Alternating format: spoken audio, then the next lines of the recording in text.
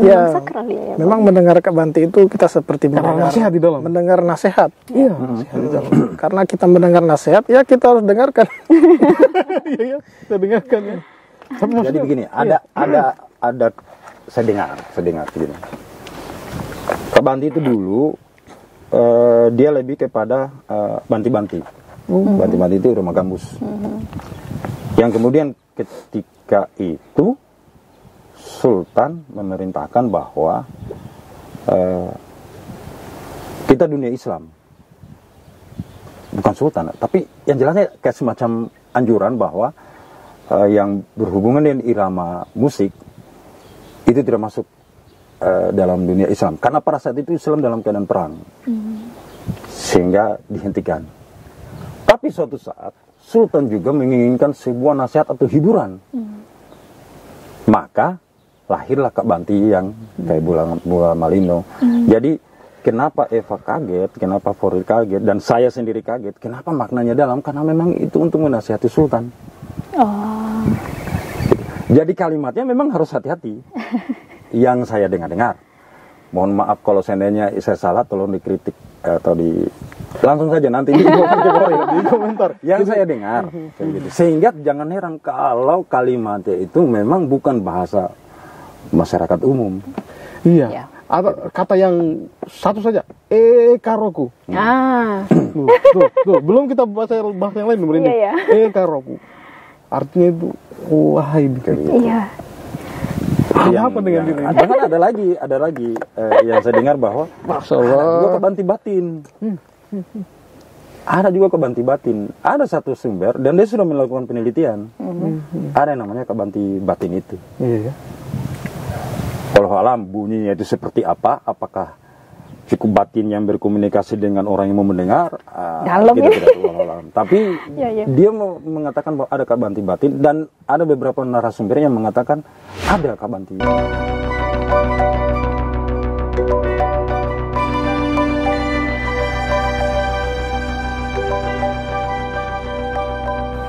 Assalamualaikum warahmatullahi wabarakatuh, sahabatku bersama dimanapun saja Anda berada. Di sini suasananya sangat adem. Saya baru pertama kali di sini, ternyata di Bau-Bau ada lokasi seindah ini. Assalamualaikum Bang Rauda. Waalaikumsalam Bang Foril. Yunda Eva, apa kabar? Baik. Apa kabar Bang Amir? Kita berada di lokasinya Bang Amir. Namanya Kantai Bibi. Saya baru tahu bahwa ada tempat indah ini di Bau-Bau. Terima kasih banyak Bang Amir. Oke. Sebelumnya kita masuk di Koja-Koja Literasi, saya ingin dengar dulu cerita tentang lokasi Kantai Bibi ini. Apa kira-kira yang ada cerita atau apa yang terkandung di sini? Indah sekali maksudnya di sini. Saya dengar ini adalah kampung kedua. Iya. Silakan kita dari segi maknanya saja. Kalau kita ungkap sejarah kan kita butuh segmen baru lagi. Iya. Nah, jadi Kantai Bibi itu dari kata bahasa lokal di sini, bahasa Lipu itu, kantai itu artinya gantung. Ya, Bibi itu rasa ngeri, gemetar. Nah, jadi itu kalau dimaknai secara semiotik berarti kan gantung rasa gemetar atau rasa ngeri. Tapi pada akhirnya kalau kita pragmatiskan itu dia menjadi gantung hati. Dia menggantungkan hati di sini. Jadi sama juga kayak Foril juga datang tadi. Benar. Yang dirasa itu ada sesuatu yang tidak bisa diungkap. Jadi hatinya ditergantung gitu. Oh iya. Ah gitu. Oh iya. Apalagi kalau sudah berada di tebing, yang dilihat itu. Cerita tadi. Saya yakin Eva juga begitu, Bang Roda juga begitu. Saya pertama datangin, saya kan pertama kali ini. Saya bilang indah sekali, termasuk kameramen juga tadi, indah sekali. Ya. Artinya saya paham ini, maksudnya pada saat datang sini memang saya baru pertama kali. Kalau Bang Roda sudah pernah di sini atau bagaimana? Belum, dan ini adalah suasana yang berbeda dari tempat-tempat yang pernah saya kunjungi di kota Bau-Bau. Lucu, sama juga, Eva sama ya? Pas Eva tadi datang, saya ini ributku di sini. Iya. Tadi. Tapi ada rasa yang kayak kita mau luapkan, tapi biar kita rasa saja begitu. Itulah gantung hati, ya, tergantung kita punya hati. Kita mau luapkan tapi gara-gara rasa saja. Gara-gara tempat ini ya. Dahsyat. Nah, kami beberapa hari yang lalu sudah merencanakan konten ini. Kita saya bikin segmen koja-koja literasi di YouTube saya, dan terima kasih banyak ini sudah bersedia hadir. Nah, sebagai awal saya ingin tanya ini yang suka bikin puisi, antologi puisi. Nah, di sini saya catat pertanyaanku bahwa dalam menulis antologi, bagaimana menggali makna dari kata, apakah ada tantangan tersendiri dalam menggali makna dari kata tersebut? Terima kasih. Ya. Kalau puisi ini kan tantangannya lumayan banyak ya. Selain mungkin pilihan kata yang tepat, kemudian makna yang pengen kita sampaikan melalui kata-kata yang kita rangkai itu, dan terakhir adalah apa yang bisa diambil oleh pembaca dari setiap kata yang dirangkai menjadi sebuah puisi. Jadi tantangannya itu pertama mungkin kalau bagi pemula, kosakata apa yang mau digunakan, diksi, pilihan-pilihan kata, karena kebanyakan yang menulis itu ada di pikirannya hanya bagaimana menuangkan dalam bentuk kata, kalimat, bait, kemudian ke baris, kemudian ke bait itu. Dan saya pikir kalau saya sendiri, saya lebih banyak memerhatikan setelah membaca tentunya ya. Penulis pasti adalah seorang pembaca. Kalaupun bukan membaca dalam bentuk tekstual, membaca apa yang dia lihat, memahami apa yang dia lihat. Nah, dari situ akan terangkum peristiwa-peristiwa di dalam pikiran kita, di dalam benak kita. Nah, peristiwa-peristiwa itulah yang kemudian kita tuangkan dalam bentuk baris-baris, kemudian bait dengan metafora atau gaya bahasa yang kita pahami ya. Mau hiperbolka, mau gaya bahasa apapun itu yang memang sesuai seperti itu. Nah, menggali makna itu sangat dalam ya tentunya. Nah, berikutnya Bang Amir, saya ingin tanya nih Bang, kan Bang Amir sering menulis lagu juga, beberapa lagu daerah. Nah, dalam menulis lagu, bagaimana menghubungkan lirik dengan narasi atau cerita yang lebih dalam tentunya di sini dengan melihat peran musik untuk menyampaikan makna dari kata-kata. Silakan Bang. Kalau menulis lagu sebenarnya tidak jauh beda dengan menulis puisi atau menulis narasi yang lain ya. Hanya kalau tingkat kesulitan di lagu itu lebih pada nadanya. Jadi kan hanya 7 tangga nada, pasti akan ada kemiripan, pasti ada kecenderungan akan narikin nada lagu-lagu yang lain, kayak begitu. Kalau persoalan narasi yang ingin diungkapkan, kalau puisi itu kan dia lebih cenderung kepada konotasi diksi-diksinya itu yang harus dia agak pemilihannya lebih cenderung dalam. Kalau seandainya lagu itu dia biasa saja, Jadi untuk persoalan mengaitkan dengan cerita apa, dia diluapkan lurus saja, mengalir saja. Cuma nanti dia akan terkancing di nada, penggunaan kalimat yang afiksasi atau imbuhan-imbuhan itu seminimalisir mungkin dimanfaatkan supaya nadanya itu pas pada tonnya. Itu saja sih tingkat kesulitan. Kalau misalnya kita mengungkap tentang cerita seseorang terhadap, kita kasih contoh cinta atau apa, ya, ceritakan paling kalau dunia percintaan itu cinta segitiga, putus cinta, baru bertemu, akan berkutat pada di situ. Nah, disitulah kemasan nadanya sebenarnya, dia lebih pada bermain di nadanya itu mau seperti apa nih. Ya, kalau seandainya persoalan ceritanya, ya dia hanya akan berkutat mengecewakan, lagi jatuh cinta, lagi senang-senangnya, menggebu-gebu. Ya, persoalannya kayak begitu saja. Jadi narasi bebas saja, masalahnya di nada, karena dia terbatas di situ. Untuk menyampaikan itu juga musiknya gitu. Itu ya, biar harus disesuaikan dengan nada dia. Itu bagian dari literasi ternyata itu. Puisi, lagu itu literasi semua. Nah, berikutnya Bang Rauda. Nah ini soal biasa menulis artikel ini. Artikel seringkali mengandung informasi dan opini. Ada fakta dan opini. Bagaimana menulis artikel yang tidak hanya informatif, tapi juga memiliki makna yang mendalam bagi pembaca. Nah ini boleh ceritakan, boleh berbagi ke kita nih Bang. Baik, terima kasih banyak Bang Foril atas undangan yang telah disampaikan. Ya, sama-sama. Menjadi ajang bagi kita semua untuk bertemu dan saling berbagi. Selamat pagi menjelang siang, Abang dan Yunda. Nama saya Rauda. Sehari-hari saya bekerja sebagai dosen pada program studi sosiologi di Unidayan. Ya. Jadi sebelum saya menjawab yang ditanyakan oleh Bang Foril, saya ingin menyampaikan bahwa tahun 2023 itu saya menulis satu buah buku. Ya.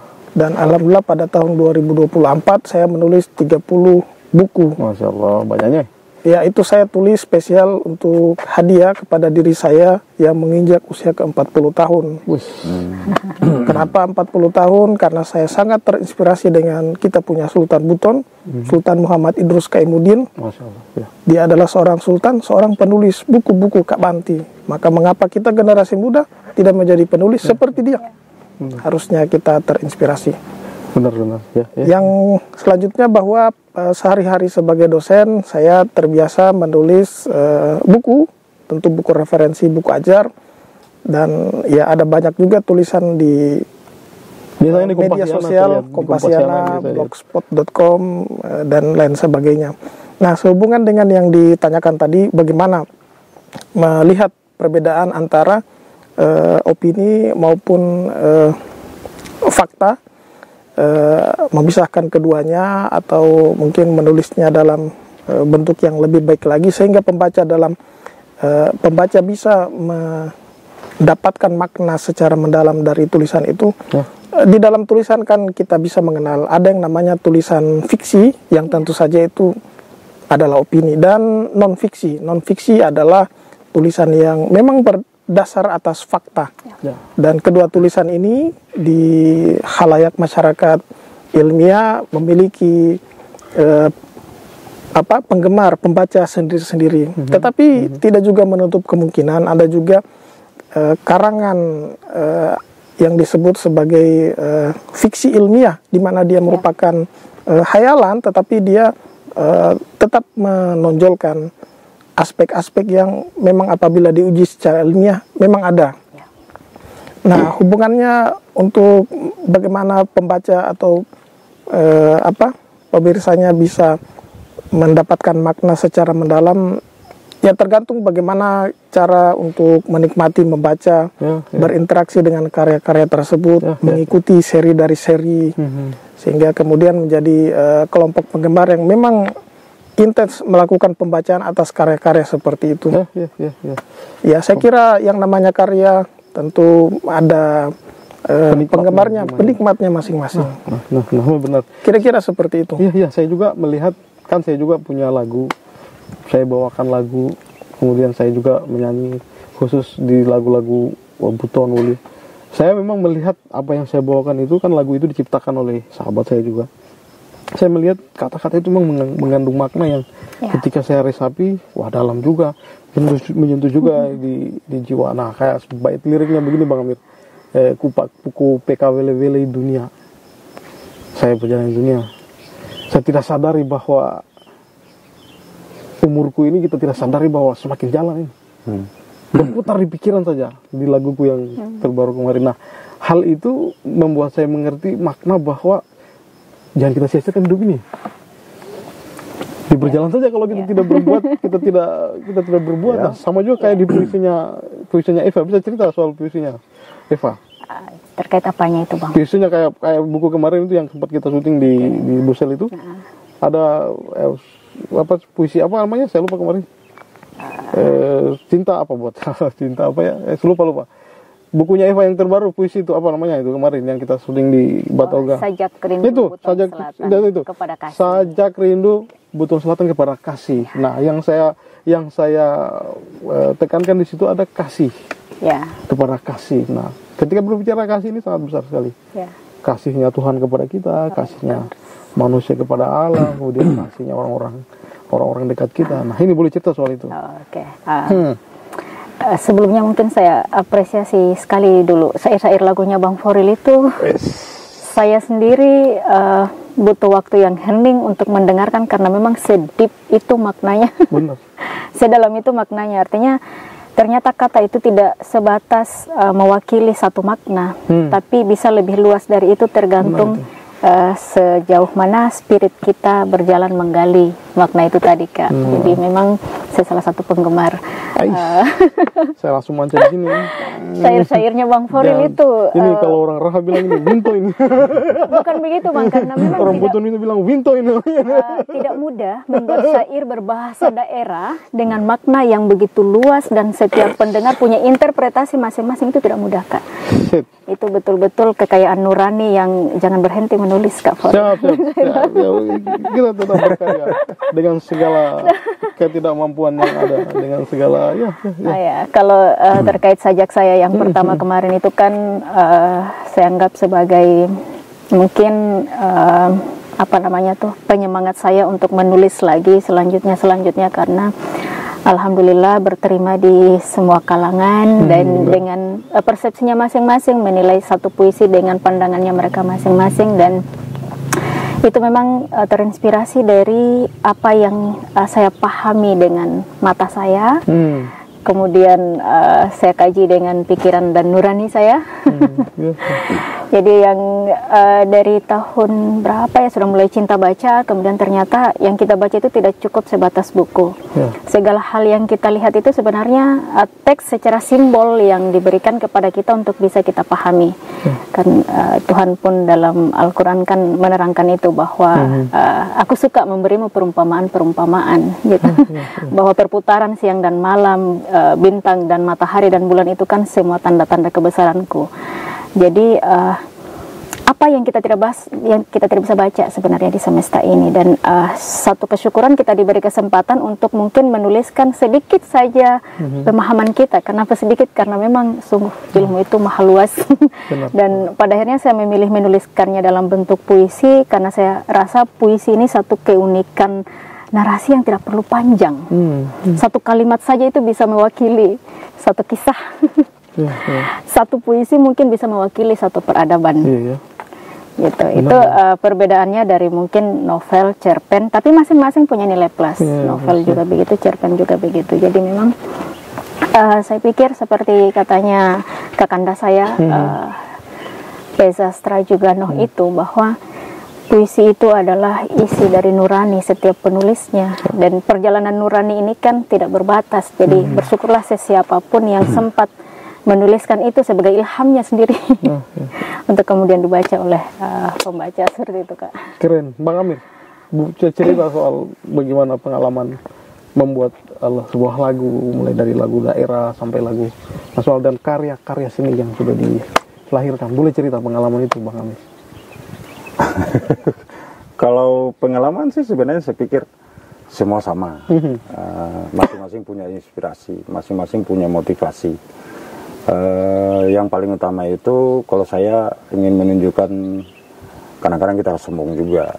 Kita harus menunjukkan jati diri sih sebenarnya. Karena saya kan kalau berbicara perjalanan di dunia sastra, saya orangnya dari dunia teater.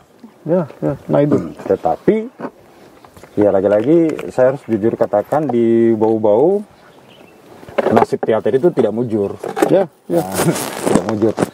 Peminatnya kurang.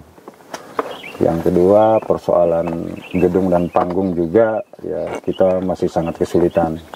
Seperti itu. Sehingga kita banting setir lagi, banting setir di dunia puisi juga, dunia sajak.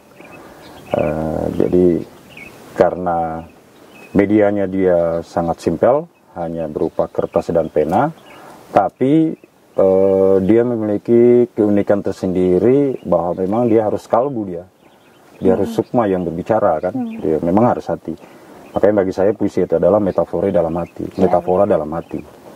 Kalau menurut saya kan, menurut saya, kalau Eva tadi mengungkapkan bahwa luapan hati, kalau saya mengatakan itu metaforanya kita sebenarnya, karena kadang-kadang juga kita harus jujur, apa yang ada dalam di apa yang tertuang dalam tulisan itu bukan hati kita yang sejujurnya, toh?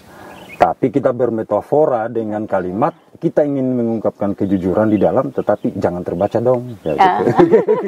Ada sekat-sekat. Saya katakan bahwa ini adalah metafora hati kita. Gitu.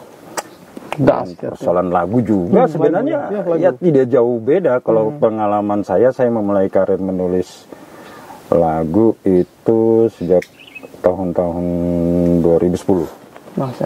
Dari SMA sih sebenarnya, tapi ya saya anggap tidak terlalu bagus karena saya kebetulan dari dunia band juga. Waktu SMA, terus saya bikin lagu itu malah ditertawai juga, luar biasa. Tapi saya mau bilang, prinsip saya adalah saya tidak peduli bagusnya, yang penting saya berbuat dulu. Berkarya dulu. Terus berkembang, nanti tahun 2015 saya rilis lagu anak Indonesia, lagu fantastik Indonesia. Itu kebetulan penyanyi juga dari Beton, dari Vicky. Saya juga kaget. Langsung masuk ke deretan pencipta lagu Indonesia tahun 2015. Jadi saya lihat, ada Papa Tibob, ada itu, saya masuk ya. Gitu. Setelah tahun 2015, masuk lagi 2016, saya masuk pencipta lagu Indonesia untuk dangdut juga. Tapi saya lagi-lagi saya menciptakan sebuah jati diri yang berbeda, sehingga saya kerjasama dengan Om Edi Stinky.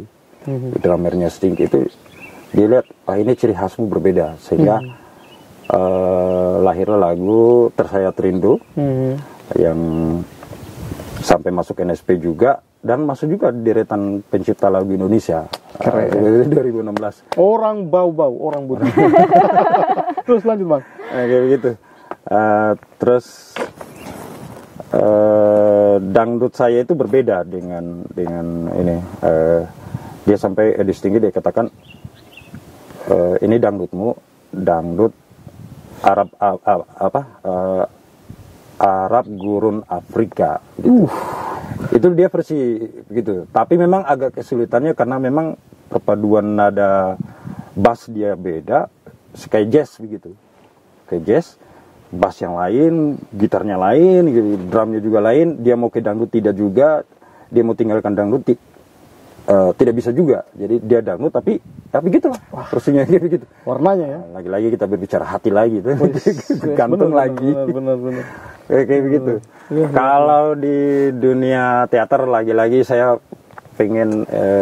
inginnya di Bobo itu dikembangkan kembali Sulawesi Tenggara ya. Amin. Kalau di Kendari juga mudah-mudahan masih ada, saya lihat masih ada yang eksis. Yang tenggelam full itu memang kita di Bobo.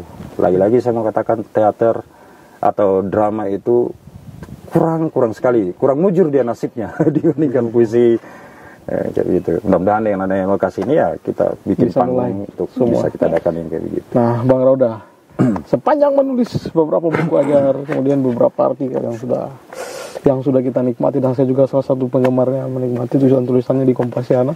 Bang, apakah itu cara Abang untuk mengekspresikan isi hati, atau cara Abang untuk menyampaikan perasaan-perasaan, keresahan-keresahan yang terlintas di dalam hati dan jiwa kita, atau bagaimana Bang? Boleh cerita soal itu? Baik, terima kasih.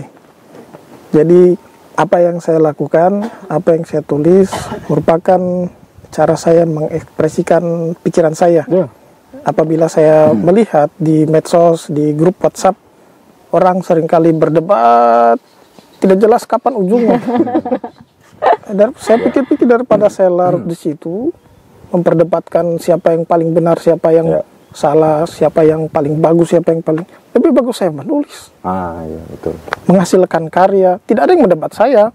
Mungkin yang mendebat saya adalah kritikus buku, pembaca, karyanya perlu lebih bagus lagi ini.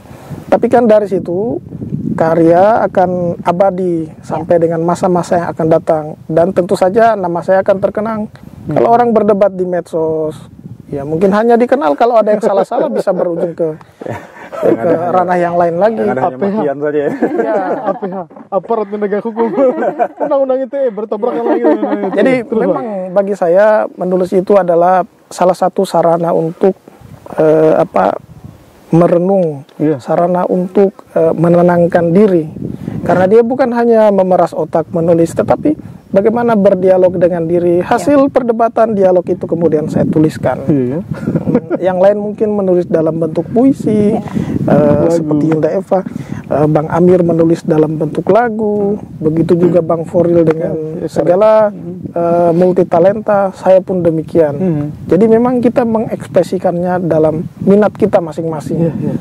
Dan saya kira seperti yang disampaikan oleh Bang Amir tadi, seperti misalnya teater, itu adalah salah satu bentuk menyalurkan ekspresi diri yang sangat realistis, karena dalam bentuk ekspresi tubuh, mimik muka, raut wajah yang bisa membuat seseorang yang tadinya tidak berani menjadi berani. Karena jujur saja sekitar 18 tahun yang lalu, ketika saya masih bermahasiswa, saya sulit mengekspresikan pikiran dan perasaan saya. Apalagi saat itu saya masih jadi ketua BEM. Ketika saya ikut kelas teater yang dibawa oleh dosen-dosen yang dari Unhalu yang mengajar di Unidayat, hingga akhirnya saya berhasil mengkomunikasikan itu semua dengan hasil pengalaman saya ikut teater. Yang kalau banyak orang tahu sisi positifnya, mereka pasti mau ikut. Jadi seperti itu kalau saya. Iya, memang ternyata ini saya tanpa kita sadari bahwa kita sudah membahas keterkaitan atau hubungan dari literasi itu sendiri. Artinya satu patron besar bahwa literasi ternyata bisa melahirkan karya-karya yang luar biasa, yang mampu menggugah perasaan jiwa kita. Dan nah, di HP ku ini saya sudah catat juga bahwa bagi orang-orang di luar sana yang sedang menonton kita ini ingin mulai menulis, baik itu antologi puisi, kemudian menulis lagu, kemudian artikel. Nah, langkah pertama yang harus mereka ambil itu apa? Apakah ada tip-tip khusus untuk bisa menemukan ide atau apapun itu untuk bisa menulis? Mulai dari Bang Rauda, silakan. Baik, terima kasih.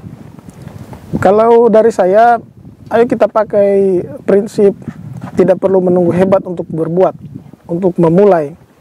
Karena untuk memulai dibutuhkan satu langkah kecil yang biasa saja. Seperti orang berlari, bagaimana bisa menjadi pelari yang sangat cepat dan kuat, dia butuh start yang langkah awal. Begitu juga dengan menulis. Tulis saja apa yang ada dalam kepala kita. Kemudian kalau sudah tiba mood, mungkin kita akan kembali melanjutkan tulisan itu. Nah, ini mood ini sebenarnya hewan apa ini mood ini sebenarnya? Ya, atau model kalau inspirasi hanya muncul pada hari itu, ya cukupkan hari itu. Mungkin besok bisa dilanjutkan kembali dengan inspirasi yang sama atau bahkan dengan inspirasi yang berbeda. Tapi yang jelas jangan pernah berhenti. Ketika berhenti, selesai. Yunda Eva, cerita soal itu. Mungkin esensinya sama, Mi. Jangan dulu banyak pusingkan ini menjadi apa, ini akan seperti apa. Tulis saja dulu, berbuat saja dulu. Soal bagus atau tidaknya itu urusan nanti. Itu adalah proses yang akan kita lakukan selangkah demi selangkah. Tapi jangan egois untuk menjadi penulis untuk diri sendiri. Ajak siapa mungkin yang biasa juga menulis atau paham sedikit tentang dunia literasi, tentang penulisan dan lain sebagainya. Ajak untuk mengkritik sedikit-sedikit hasil tulisan kita. Untuk memperkaya kosakata, otomatis rajin baca. Kemudian ajak orang-orang di sekitar kita untuk rajin berdiskusi. Mungkin kalau hari ini kita berdiskusi dengan adik-adik kita, dengan setara kita, cobalah lebih berani berkumpul bersama orang-orang yang memang sudah melalang buana di bidang itu. Jadi kita sebatas mendengarkan, menangkap informasi yang mereka berikan, memahami perjalanan mereka. Jadi menjadi penulis yang bisa itu memang bukan waktu yang begitu kita ingin sekarang jadi tidak. Itu prosesnya panjang, dan bahkan mungkin sekali, 2 kali, 3 kali sampai 10 kali tulisan kita masih ditinju terus bahkan. Ini kurangnya di sini, ini ayo coba lagi, dan memang itu butuh gairah dari dalam diri kita yang memang harus lahir keinginan yang besar. Karena kalau kita sebatas mengikuti dia menulis ya juga deh untuk keren-kerenan, kita tidak akan menghasilkan apa-apa. Jadi memang ada nawaitu kita yang memang ingin menjejakkan buah pikiran kita, hasil analisis kita, ataupun perasaan kita. Memang berangkat dari sana, dan kemudian kita mulai belajar bagaimana menjejakkan tulisan-tulisan itu dari belajar hal-hal yang ada di sekitar kita bersama orang-orang yang memang bisa untuk terus pokoknya jangan bosan datang di rumahnya, tolong lihat dulu dan tulisan. Kalau saya perjalanannya seperti itu. Wah, keren. Bang Amir, cerita soal bagaimana memberikan tips-tips kepada yang mendengar ini untuk membuat lagu atau membuat teks drama ataupun apa. Bang Amir, silakan cerita kita, bagi pengalaman itu kepada kita semua. Iya. Sebenarnya kalau bicara tips, masing-masing akan menemukan jalannya sendiri, atau menemukan dirinya sendiri. Tapi yang kita harus jujur juga, memulai itu yang berat. Memulai itu yang berat. Tapi begini, ambil prinsip begini. Kalau dalam dunia menulis ya, baik lagu maupun saya bicara sastra ya. Kalau ilmiah kan dia butuh data dulu. Tapi yang simpelnya begini. Yakinlah bahwa kalimat itu dia berasal dari sebuah kata. Jadi kalau untuk menjadi sebuah kata, maka rangkai saja itu kata.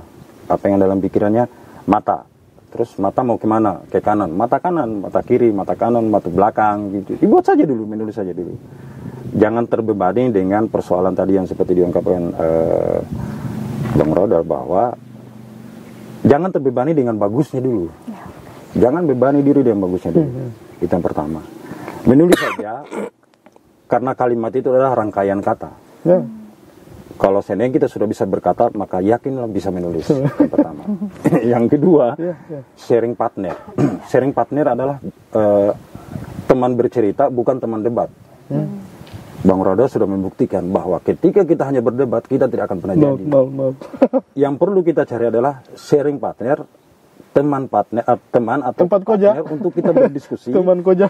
Ya, teman koja kayak begini yang memang memiliki satu visi atau misi yang sama gitu. Kapan kita berbeda, yang ada kita dijatuhkan terus. Tapi jangan takut dengan dijatuhkan. Artinya tips pertama, karena kita ini kan memulai itu rentan dengan membara di api Tuhan. Dia berusaha memeras. Apakah kita mampu sekelas mereka yang membuat Kak Banti? Nah, itu yang menjadi pertanyaan buat kita semua. Wah, berat ini. Leluhur kita sudah simpanan kita tinaraka yang sangat indah, dan wajib kita meliharanya, wajib kita membangkanya. Eva, cerita soal itu. Kalau saya terkait Kak Banti ini, Kak, saya lebih apresiasi ke dia itu jadi satu kekayaan literatur yang lahir dari leluhur kita dulu, dan itu perlu sekali kita sebagai generasi penerus ini sebelum mungkin melangkah untuk membuat Kak Banti yang jelas tidak mudah, kita mungkin melestarikan. Karena sejauh mungkin yang sempat saya kunjungi di beberapa wilayah khusus Kenton, yang seksi itu bukan hanya Bula Malino. Ada banyak Kak Banti, ada banyak syair di daerah-daerah lain yang tidak kalah kaya makna dan nilainya untuk kita pelajari sebagai penerus. Misalkan sebutlah di Hendea, sebutlah di Burangasi, yang kemudian sempat kemarin ditampilkan di Brunei Darussalam. Itu kalau kita telusuri maknanya itu kan, saya pikir ini lahir bukan dari kita baca saja atau dari kita lihat saja. Ada hal yang luar biasa yang dialami oleh tetua kita dulu, yang kemudian dirangkum menjadi satu Kak Banti, dan itu kita bisa baca dengan pengalaman spirit kita masing-masing. Apa yang kita bisa ambil dari situ, itu bukan sesuatu yang dibuat dengan rasio saja, dengan logika saja, tapi betul-betul melibatkan seluruh elemen dalam tubuh untuk kemudian mengabadikan itu dalam bentuk syair. Itu betul-betul luar biasa, dan saya sangat tertantang sekali sebagai generasi untuk kemudian melestarikan itu, kemudian melantunkan, kemudian kalau ada memang pemuda yang bisa melahirkan lagi Kak Banti yang baru sesuai dengan kondisi kita saat ini kan, itu kan luar biasa. Dan sepertinya saya lihat Bang Foril, Bang Amir itu sebenarnya bisa dari syair-syair yang Bang Foril itu kan sebenarnya, wah ini keren nih, entah dikemas dalam bentuk lagu Kak Banti. Kalau Bang Amir saya lebih apresiasi ke narasi teater beliau. Setiap teater yang ditulis itu kemudian diperankan oleh para pemeran waktu itu, setiap adegan itu benar-benar merasuk sekali dan kita bisa mengambil pesan dan nilai dari setiap adegan itu. Jadi memang ini adalah role model anak muda sekarang yang kita bisa kemas lebih intim lagi untuk kita melahirkan apa setelah ini gitu. Kalau pada akhirnya passionnya juga bisa Kak Banti itu kan satu investasi jangka panjang yang insya Allah kalau hari ini kita mengenang Kak Banti leluhur kita tidak tahu 30-50 tahun ke depan generasi mengenang karya kita, Kak Banti, lagu, puisi, syair atau mungkin dari Bang Rauda itu yang dikemas dalam bentuk tulisan-tulisan ilmiah. Itu hal yang jadi mimpi kita ke depan tentunya. Nah, Bang Amir, cerita soal itu. Kak Banti. Kak Banti bagi saya itu apa ya, tanda bahwa nenek moyang kita itu jago di dunia sastra. Pasti. Padahal tidak sekolah, ibaratnya kan tidak semodern ini sekolahnya. Menunjukkan bahwa mereka benar-benar memahami dan apa ya, istilahnya jago di dunia sastra, kemudian jago di dunia lantunan. Jadi kalau hari ini kita melihat Foril jadi penyanyi, ya memang karena memang kita butuh memang pelantun. Kita tidak usah itu. Persoalannya apakah kita mau lanjutkan atau kita tinggalkan. Kita tidak usah kaku dengan persoalan bahwa ini pemikiran saya ya, bahwa kita adalah di era yang sudah berbeda dengan nenek moyang kita. Apakah kita mampu menciptakan Kak Banti atau tidak, nanti waktu yang menjawab. Tetapi apa yang dilakukan Foril hari ini dan kawan-kawan hari ini, Eva kemudian Bang Rodal, adalah bentuk dari bahwa kita sudah melakukan itu dengan dunia kita. Benar. Dengan dunia kita. Benar. Karena kalau kita mau mencipta Kak Banti, lagi-lagi ada rambu-rambu lagi nih.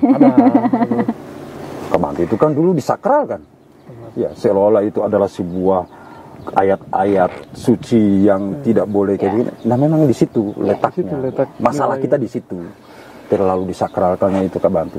Tapi yang paling penting adalah mari kita lestarikan itu Kak Banti.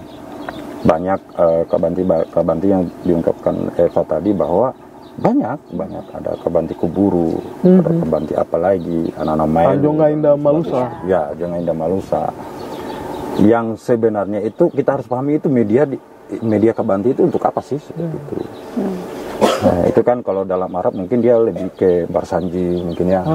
Kemudian kalau di Sumatera sana di dunia Melayu itu adalah Gurindam. Mungkin dia ke situ dia arahnya ke. Nah, Kak Banti itu adalah milik kita. Milik kita.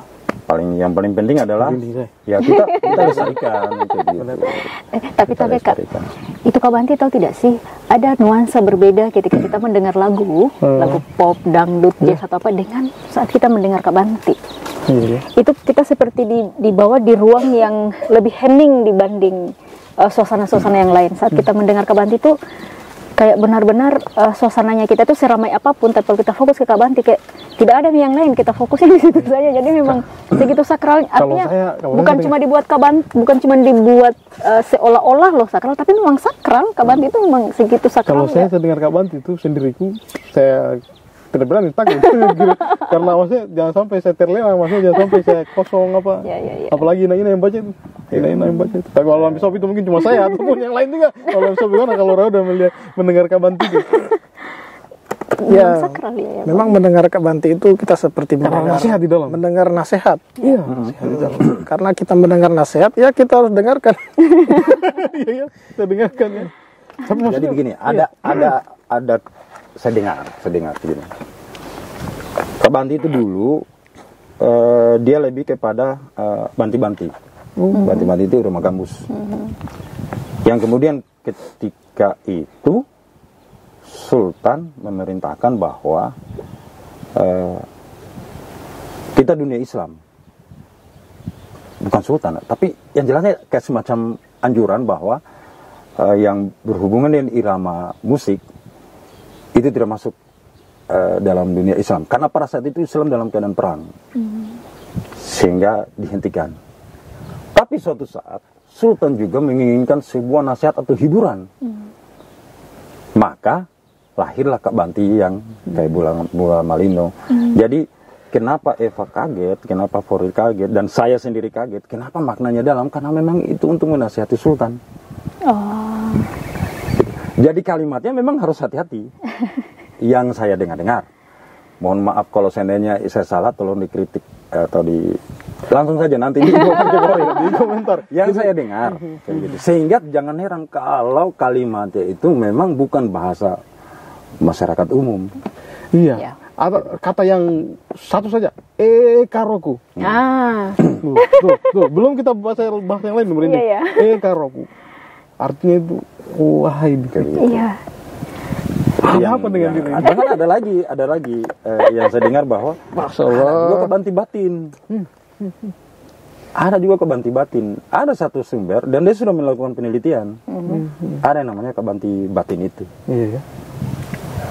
Kalau alam bunyinya itu seperti apa? Apakah cukup batin yang berkomunikasi dengan orang yang mau mendengar? Dalam kita ya. tidak tahu. Tapi dia mengatakan bahwa ada kabanti batin dan ada beberapa narasumber yang mengatakan ada kabanti itu. Itu orang-orang ya kayak gimana lagi gitu. Mungkin sedikit sedikit relevan dengan apa namanya? Posangu indah poromu poga indah kolota. Mungkin itu ya ada sedikit. Ini kan bahasa-bahasa yang betul-betul menghiaskan beragam makna dan tidak semudah membalikkan teks untuk memahami. Benar. Ya. Sebenarnya problem kita itu ada pada jangankan kita mencipta, melantunkan saja kecenderungan kita generasi muda itu, ya kesulitannya itu saya katakan bosan, karena kan kaku pada lantunan sejenis itu, apalagi dihadapkan dengan berapa ratus bait kan, itu problemnya di situ. Ya mungkin ini bisa dijadikan perhatian pemerintah daerah kita bahwa kenapa sih tidak digunakan itu sebagai aset seperti di Tanjung Pinang atau di Kepulauan Riau sana. Mereka itu ada memang edisi khusus yang diterapkan oleh pemerintah, baik perdanya atau apa itu, semua siswa wajib bisa melantunkan gurindam, atau pantun. versi Bugis itu Lagaligo. Nah, kayak gitu. Sampai-sampai di acara pernikahan atau apapun mereka menggunakan pantun kayak di Betawi itu, menyambut apa kayak begitu, menyambut mempelai pria itu dengan sebuah pantun. Kenapa kita tidak menggunakan itu? Dahsyat. Usulkan. Tapi di beberapa daerah di khusus Jepang masih ada Kak. Kayak mungkin di suku Cecia, Laporo itu masih kental dengan hal-hal seperti itu, seperti acara tahunan pesta kampung. Mereka penyambutan itu masih menggunakan kabanti, burangasi pun seperti itu. Dan kalau di telinga saya sebutnya seksi itu alunannya sampai saya pun candu untuk dengar. Jadi memang kalau saya sendiri tidak bosan terkait. Kan sebenarnya lantunan kabanti itu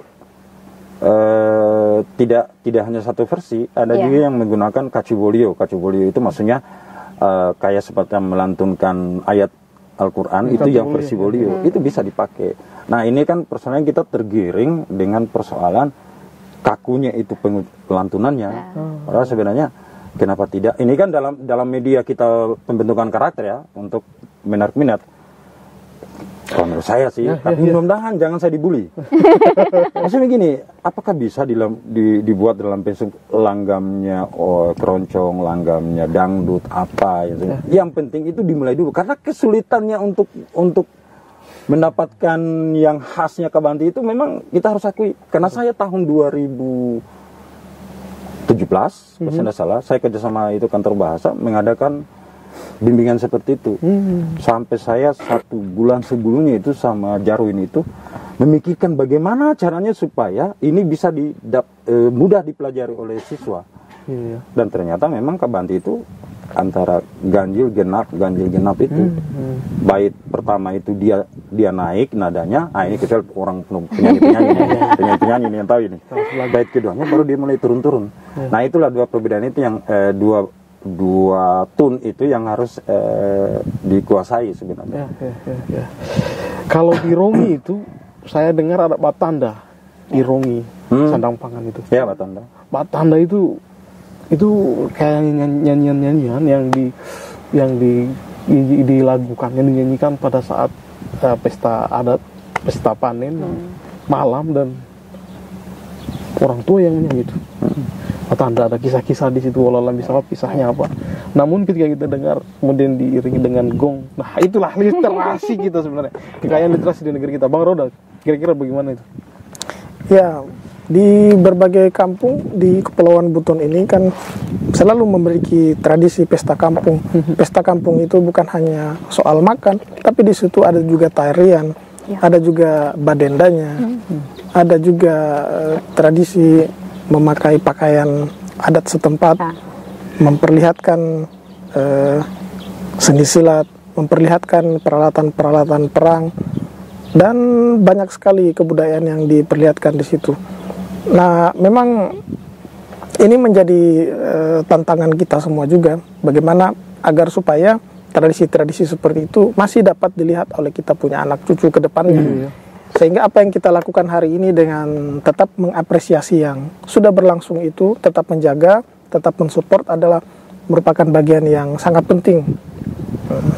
Kalau saya begitu. Wih, berapa durasinya nih kameramen kira-kira? Sudah Masya Allah, durasi makan waktu kita ternyata. Dan baik, ini bukan koja-koja terakhir kita, ini bukan koja-koja literasi yang terakhir. Mudah-mudahan ini bisa yang pertama yang akan jadi pembuka. Tetap kita akan koja-koja soal apapun itu tentang literasi yang ada di Kepulauan Buton. Terakhir, saya ingin dengar closing statement kita untuk segmen kali ini. Saya mulai dari Bang Amir. Silakan closing statement di sini. Ya, kalau dari saya satu pesan buat teman-teman. Diskusi itu adalah melawan lupa. Diskusi menambah banyak referensi, menambah banyak teman, menambah banyak hal tentang dunia, baik itu nyata maupun maya. Jadi terus kita berdiskusi, apalagi yang berhubungan dengan pengembangan potensi yang ada di daerah kita, khususnya di Kota Bau-Bau. Dan jangan pernah takut untuk menulis. Siap. Eva, silakan. Oke, kalau dari saya satu hal yang perlu selalu kita tanamkan bahwa tidak ada satupun ciptaan Tuhan itu yang diciptakan sia-sia. Setiap kita dimandatkan untuk ada di muka bumi itu dengan peran masing-masing. Jadi temukan peran kita itu, temukan apa gairah kita, temukan apa yang menjadi ciri khas kita, dan dari gairah kita itulah yang kemudian menjejakkan apa-apa kepada orang-orang, kepada masyarakat yang lebih luas, insya Allah. Karena suatu hari kita kembali, tapi nama kita dan jejak kita itu insya Allah bisa menjadi pembelajaran lagi untuk generasi-generasi selanjutnya. Siap, Bang Roda, silakan. Baik. Closing statement dari saya adalah jangan kita tunggu-tunggu jadi orang hebat. Mari kita mulai menulis. Oke. Singkat, padat, dan sangat jelas. Sahabat YouTuber semua, terima kasih banyak sudah menyaksikan koja-koja literasi ini, spesial event ini. Terima kasih banyak. Tetap like, komen, dan subscribe di sini. Saya akhiri billahi taufiq wal hidayah. Wassalamualaikum warahmatullahi wabarakatuh. Waalaikumsalam warahmatullahi wabarakatuh.